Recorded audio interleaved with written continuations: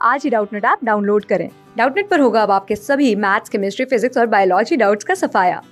बस अपने क्वेश्चन की फोटो खींचो, उसे क्रॉप करो और तुरंत वीडियो सोल्यूशन पाओ। Download now.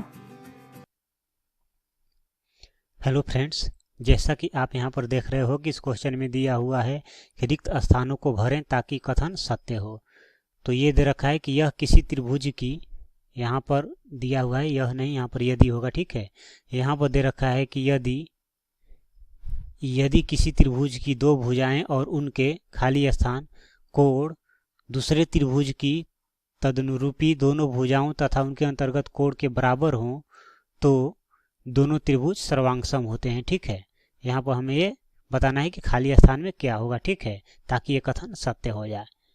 तो हम यहाँ पर सबसे पहले दो त्रिभुज बना लेते हैं। मान लेते हैं एक त्रिभुज ये हो गया और एक त्रिभुज हमारा ये हो गया, ठीक है।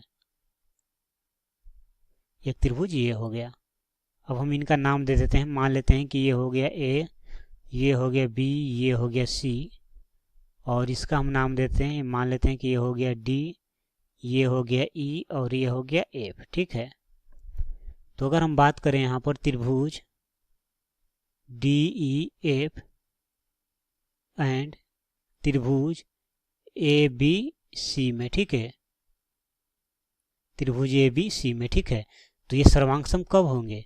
जब किसी त्रिभुज की, अब यहाँ पर बोला यदि किसी त्रिभुज की दो भुजाएं, मतलब इसका ये भुजा इसके बराबर हो और ये भुजा इसके बराबर हो, कोई भी दो भुजा हम ले सकते हैं, ठीक है। बशर्ते ध्यान देना है कि इसके संगत होना चाहिए। जैसे ये डी ई हुआ तो इसका संगत क्या होगा? ए बी भुजा होगा, और ये ई एफ हुआ तो इसका संगत क्या होगा? बी सी भुजा होगा, ठीक है।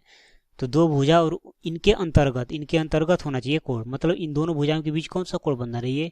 तो इसी प्रकार इसकी दोनों भुजाओं के बीच का कोण कौन सा बन रही है? मतलब ये जो कोण है बराबर होना चाहिए इस कोण के। यदि ये रूल फॉलो हो रहा है, इसका मतलब कि ये दोनों त्रिभुज सर्वांगसम होंगे। तो यहाँ पर हम लिख दे रहे हैं कि डी ई जो है वो बराबर होना चाहिए किसके? ए बी के, और ई एफ जो है, और इनके बीच का कोण क्या है? ये कोण ई जो है ये बराबर है कोण बी के, और कोण